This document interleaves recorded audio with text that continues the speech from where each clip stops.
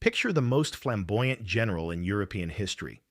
A man who rode into battle wearing a fur-lined cape, a plumed hat the size of a small chandelier, and boots so polished they reflected cannon fire.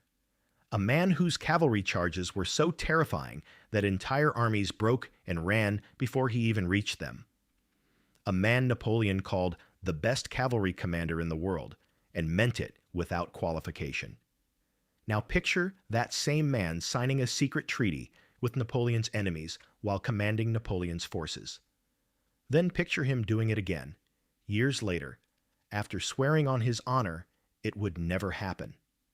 Joachim Murat was the most dazzling military figure of the Napoleonic era, a peasant's son who became a king, a soldier who charged artillery with a riding crop instead of a sword, and a man whose betrayals would ultimately send him before a firing squad in a courtyard in southern Italy. This is the story of Murat, the man who rose from nothing to lead the greatest cavalry in history, who wore crowns he didn't deserve and discarded loyalties he should have kept, and who died the way he lived, in a coat covered in gold braid, refusing a blindfold, giving the order for his own execution. March 25th, 1767, a village called La Bastide-Fortunière in the Lot region of southwestern France. Joachim Murat is born the 11th child of an innkeeper. Not a prosperous innkeeper, not a well-connected innkeeper, just a man who ran a roadside inn in a part of France so provincial and forgotten that even the French rarely thought about it. There was nothing in Murat's origins that suggested greatness. No aristocratic blood, no military tradition, no family connections to the powerful. His father wanted him to become a priest, and for a brief period, young Joachim studied at a seminary in Cahors. He was spectacularly unsuited for religious life.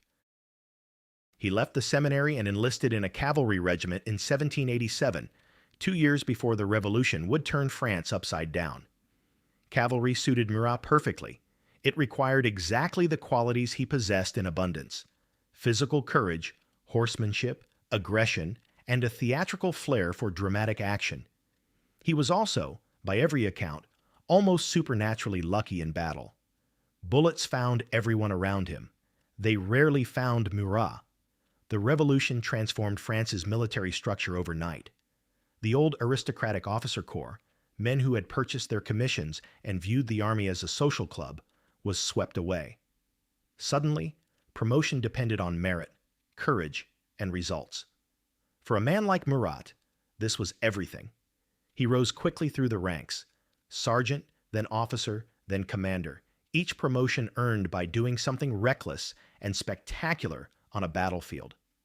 His first real patron was Napoleon Bonaparte, whom Murat met during the Italian campaigns of 1796 to 1797. Napoleon was then a young general leading French forces against Austrian armies in northern Italy, winning battle after battle through speed, aggression, and tactical brilliance. Murat fit perfectly into Napoleon's style of warfare, which demanded commanders who could exploit breakthroughs instantly, pursue broken enemies without mercy, and keep moving when other generals would have paused to consolidate. The relationship that formed between Napoleon and Murat was complicated from the beginning. Napoleon genuinely admired Murat's military abilities, not just admired, but depended on them. Murat could execute cavalry operations that no other commander in Europe could match. His ability to read a battlefield, to sense the exact moment when enemy resolve was cracking, to launch a charge at precisely the right second, was almost intuitive. Other cavalry commanders studied tactics. Murat seemed to simply know. But Napoleon also recognized early that Murat's brilliance was entirely tactical. Give him a battlefield and he was incomparable. Give him a strategic problem, a diplomatic challenge, or an administrative responsibility, and he was dangerously out of his depth. Napoleon wrote in a letter to his brother Joseph, "Murat is brave as a sword and about as good for anything that requires thought." This assessment would prove prophetic in ways neither man could have imagined. The personal bond was cemented in 1800 when Murat married Napoleon's youngest sister, Caroline Bonaparte. This made Murat Napoleon's brother-in-law and placed him permanently in the inner circle of what was becoming an imperial dynasty. Caroline herself was ambitious, intelligent, and politically calculating in ways her husband was not. Many historians believe Caroline's ambitions would later drive Murat toward decisions he lacked the strategic sense to make himself. By 1805, Napoleon had proclaimed himself Emperor of the French, and the Grande Armée was the most powerful military force in Europe. Murat commanded the Cavalry Reserve, an elite force of heavy and light cavalry that served as Napoleon's exploitation force, the hammer that smashed through gaps created by infantry and artillery. No one in Europe commanded cavalry the way Murat did. The campaign of 1805 against Austria and Russia made Murat a legend. At Austerlitz in December, after Napoleon's infantry and artillery had shattered the Allied center, Murat's cavalry swept through the gap and turned a tactical victory into a rout.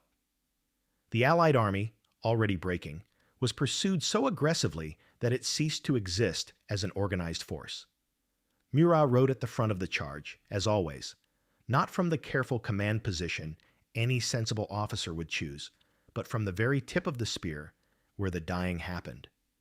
His appearance in battle was deliberately theatrical and served a military purpose. The plumed hats, the elaborate uniforms, the riding crop flourished instead of a sword. These weren't mere vanity. They were psychological warfare. When soldiers saw that extraordinary figure charging toward them, apparently invincible and entirely fearless, many simply broke before the cavalry reached them. Murat understood that war was partly theater, and he played his role to perfection. The Prussian campaign of 1806 produced perhaps his most stunning achievement. After the battles of Jena and Auerstedt shattered the Prussian army, Murat's cavalry pursued the fleeing Prussians for days without pause, covering distances that seemed impossible. Fortress after fortress surrendered to him, their commanders so shocked by the speed and audacity of French pursuit that they didn't have time to organize resistance. Murat captured over 20,000 prisoners in a single week, not by fighting them, but by appearing before their positions so quickly they assumed escape was impossible. Napoleon rewarded these victories with titles and wealth. In 1806, he made Murat the Grand Duke of Berg and Cleves, giving him territory along the Rhine and a court to maintain. This was Murat's first experience with political power, and it revealed his limitations immediately. He was generous to the point of financial recklessness, incompetent at administration, easily manipulated by advisors with their own agendas, and utterly incapable of the patient, unglamorous work that actual governance required. He was a dazzling cavalry general trying to do a job that required entirely different skills. The Spanish campaign of 1808 produced Murat's most morally ambiguous moment up to that point. Napoleon sent him to Madrid ahead of the French occupation, and on May 2, 1808, the population of Madrid rose in spontaneous rebellion against the French presence, the uprising that Goya would later immortalize in his famous paintings. Murat suppressed the uprising with brutal efficiency. Artillery fired into crowds. Captured rebels were executed in batches. The streets ran with blood. Hundreds died in a single day. Murat was good at suppression. What he wasn't good at was understanding why the suppression was happening or what it meant strategically. Napoleon had miscalculated Spain badly, believing the Spanish would accept French domination as other nations had. Murat's brutal response in Madrid helped ignite a guerrilla war that would bleed France for 6 years and consume hundreds of thousands of soldiers. He had won the battle and helped lose the war. It was a pattern that would repeat. In August 1808, Napoleon did something that would ultimately set in motion the chain of events leading to Murat's betrayal. He made him King of Naples. The Kingdom of Naples covered the southern half of the Italian peninsula, a population of several million, a complex political landscape, and a tradition of intrigue that made French court politics look straightforward. Murat arrived in Naples with his wife Caroline, a crown, and absolutely no idea what he was doing. Caroline was different. She had watched Napoleon closely for years, absorbed his political instincts, and understood power in ways her husband never would. As Queen of Naples, She effectively ran the kingdom's administration while Murat focused on military affairs, the one area where his judgment was reliable. Contemporary observers at the Neapolitan court noted the dynamic clearly. The king was magnificent at inspections and battlefield exercises. The queen governed. Naples gave Murat something unexpected: identity. For the first time, he wasn't Napoleon's cavalry commander or Napoleon's brother-in-law. He was a king in his own right, with subjects who owed him loyalty, a court that revolved around him, and a country that he was supposed to lead. The transformation in how he thought about himself was gradual but profound.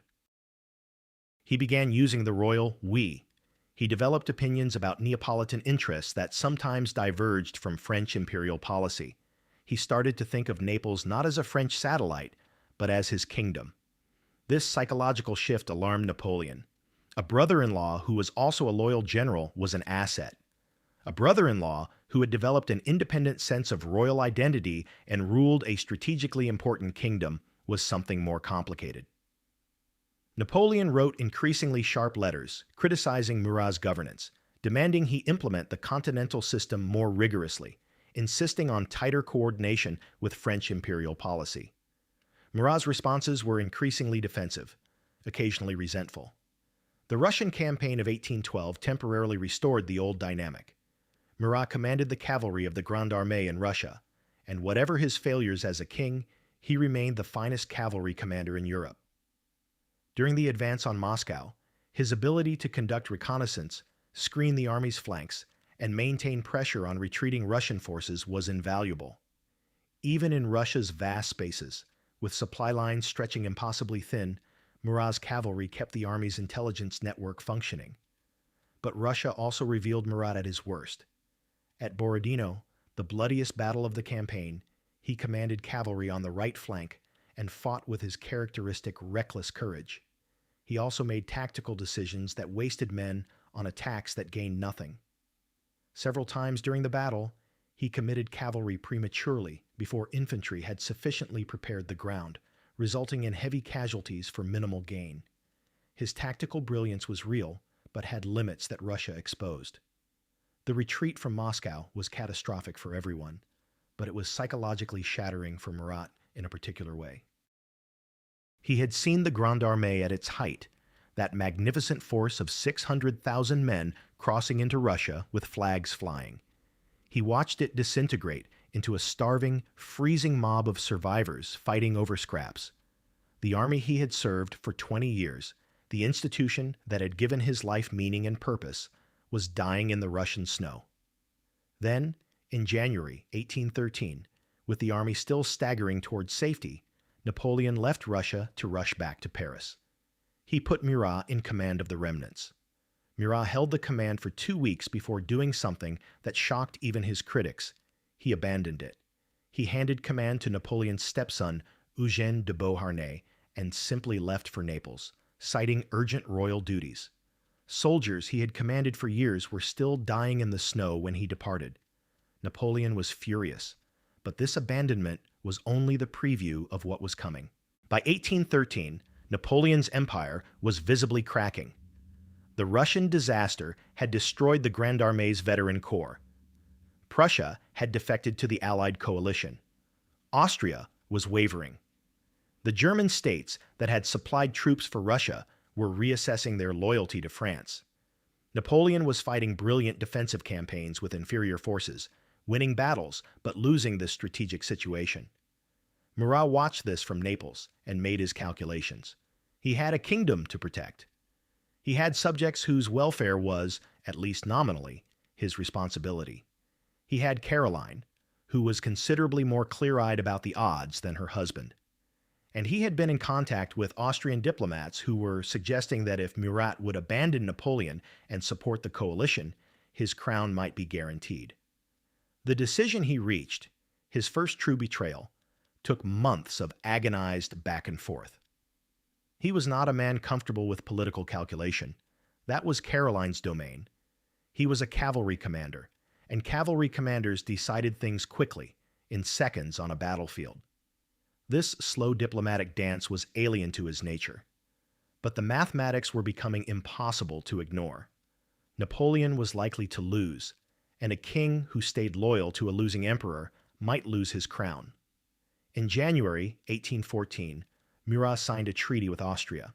He would switch sides, contributing his Neapolitan army to the coalition against France, and in return, Austria would guarantee his possession of the Kingdom of Naples. He was betraying Napoleon, the man who had made him a general, a marshal, a grand duke, a king, and a brother-in-law, to save a crown that Napoleon had given him.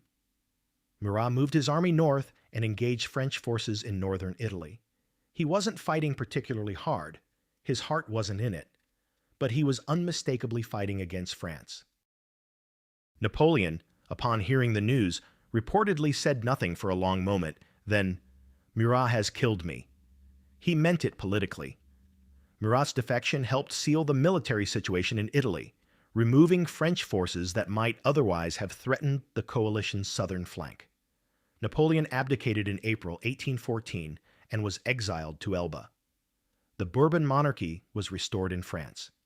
Murat remained king of Naples, his crown guaranteed by the Austrians as promised. He had survived the fall of the empire that created him. He had his kingdom, his court, his uniform covered in medals, and a wife who had been right about the strategic calculation. He had also, by betraying Napoleon, become something he had never been in 20 years of service, a man other soldiers didn't trust. The Congress of Vienna in 1814 to 1815 was supposed to reorganize Europe after Napoleon's defeat. The great powers assembled to redraw borders, restore monarchies, and establish a new balance of power. Murat's fate was supposed to be settled there. He had cooperated with the coalition. He had his Austrian guarantee. He should have been able to retain Naples. But the Bourbon King of France, Louis XVIII, was pressing hard for the restoration of the Bourbon dynasty in Naples, his relatives, displaced by Napoleon and then by Murat. The Austrians were wavering on their guarantee. Murat sat in Naples watching Vienna with growing anxiety. His crown was less secure than he'd thought. The coalition that had promised him safety was considering taking Naples from him and giving it to the Bourbons. He had sacrificed his loyalty to Napoleon for a guarantee that might be worthless. February 26, 1815. Napoleon escapes from Elba with 700 soldiers and lands in southern France. Instead of being arrested, he is greeted by soldiers who abandon their Bourbon officers and rally to him. Within 3 weeks, he has marched from the coast to Paris without firing a shot. The Bourbon king has fled, and Napoleon is emperor again. The 100 Days had begun. For Murat, Napoleon's return was simultaneously an opportunity and a crisis. The opportunity: if Napoleon won, Murat could perhaps repair the relationship, prove his usefulness, and secure his crown under French protection. The crisis: the coalition that had guaranteed his crown was now reconstituting to fight Napoleon again, and Murat had to choose sides before the situation became clear. He made the worst possible choice, and he made it impulsively, in the cavalry commander style that served him on battlefields but destroyed him in politics. Without waiting to see how Napoleon's return would develop, without coordinating with Napoleon himself, without any clear strategic plan, Murat launched his Neapolitan army northward into Austrian-controlled Italy in March 1815, issuing a proclamation calling on Italians to rise up and unite as a nation under his leadership. The proclamation was the most politically interesting thing Murat ever did, and the least well-timed. He was appealing to Italian nationalist sentiment, real sentiment that would eventually produce Italian unification decades later. But he had no plan, no allies, and no indication that Napoleon wanted or expected this move. He had essentially launched a war on his own initiative, in Napoleon's name, without Napoleon's knowledge or approval. Napoleon was not pleased.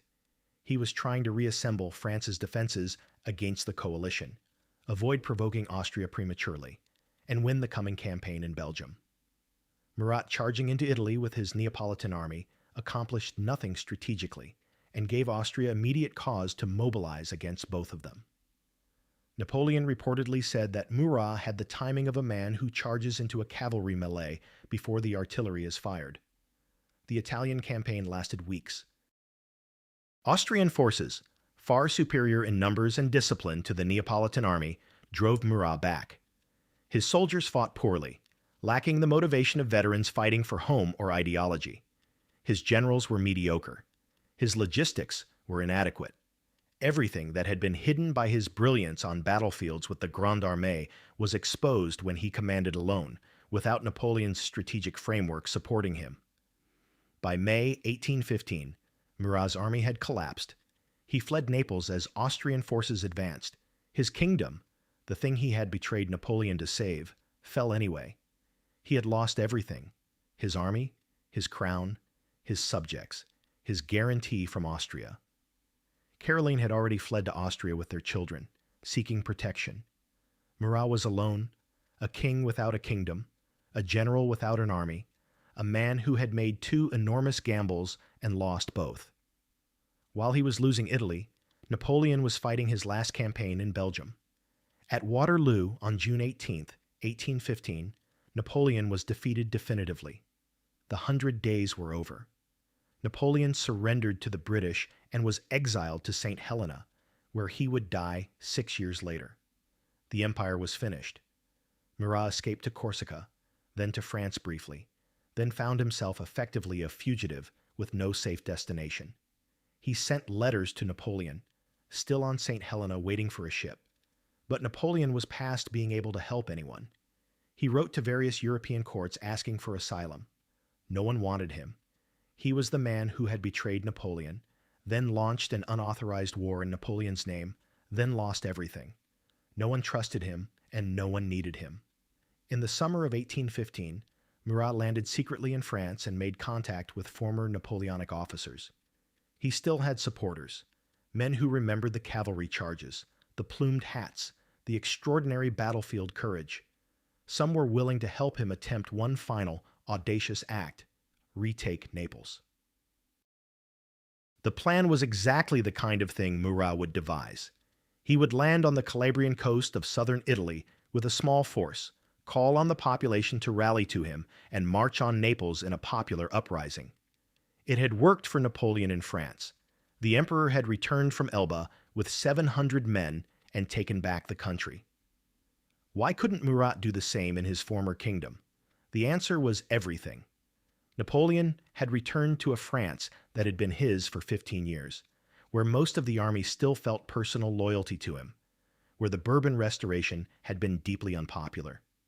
Murat was returning to a Naples that had never been particularly loyal to him personally, where the new Bourbon king had now had months to consolidate power, and where the population had no particular reason to risk their lives for a man who had spent most of his reign focused on military affairs rather than their welfare.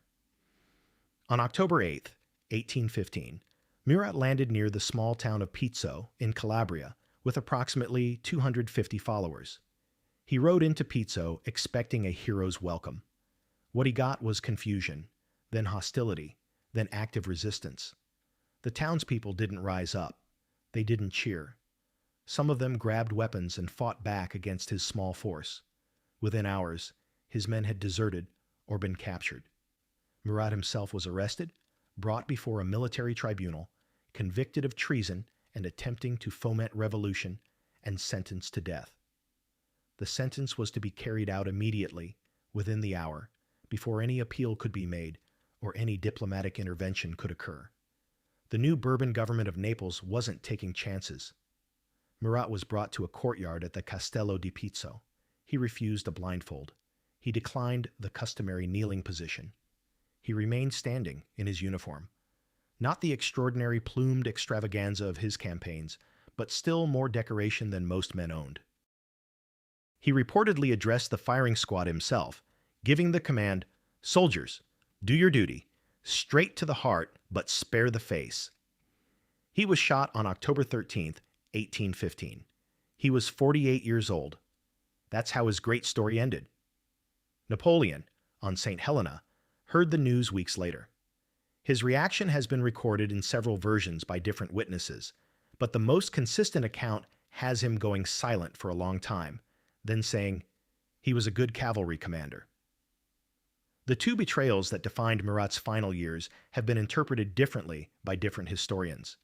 Some see a cynical opportunist who calculated his self-interest coldly, sacrificed loyalty for survival, and died because his calculations failed. Others see a man genuinely out of his depth in the political world Napoleon had elevated him into. A soldier who understood battlefield decisions instantly, but couldn't navigate the slower, more treacherous terrain of great power politics.